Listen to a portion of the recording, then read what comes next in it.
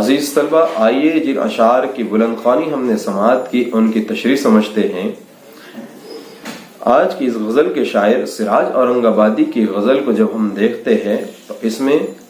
قدیم دکنی اردو کے اثرات نظر آتے ہیں، نہ صرف بولنے میں بلکہ رسم الخط بھی آج کی اردو سے مختلف ہیں،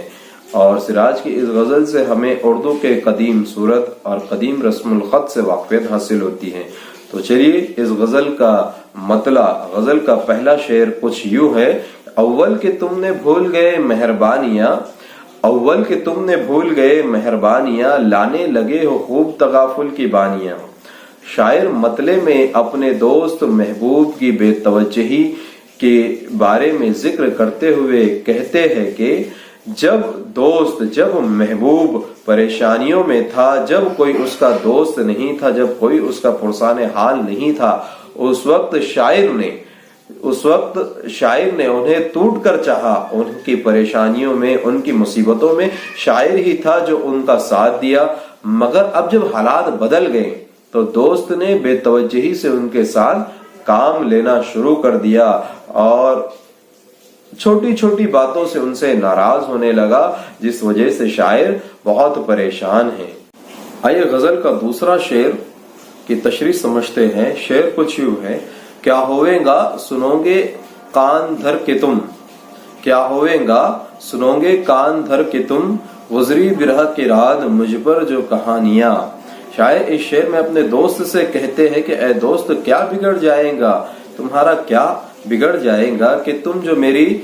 داستان کو، میری اس کہانی کو اگر غور سے سن لو۔ شاعر اس شعر میں یوں کہنا چاہتے ہیں کہ پچھلی جو رات اپنے دوست کے یاد میں شاعر کی گزری ہے، ان کی جو صورتحال تھی، ان کی جو پریشانیاں تھی، شاعر اپنے دوست کو، اپنے محبوب کو بیان کرنا چاہتے تھے، سنانا چاہتے تھے، مگر ان کے دوست نے بہت بے توجہی سے، بہت بغیر دھیان کے ان کی باتوں کو سنا، بنا توجہ سے ان کی باتوں کو سنا، جس وجہ سے شاعر انہیں یہ کہتے ہیں کہ بھی کیا بگڑے گا اگر تم میری ان باتوں کو ذرا توجہ سے سن لو۔ بس یہی اپنی اس بات کو شاعر اس شعر میں کہنا چاہتے ہیں۔ غزل کا تیسرا شعر کچھ یوں ہے: دامن تلک بھی ہائے مجھے دسترس نہیں، دامن تلک بھی ہائے مجھے دسترس نہیں، کیا خاک میں ملی ہے میری جانفشانیاں۔ غزل کے اس تیسرے شعر میں شاعر اپنے دوست سے ملاقات نہ ہو پانے، اس تک نہ پہنچ پانے کا شکوہ کرتے ہوئے کہتے ہیں کہ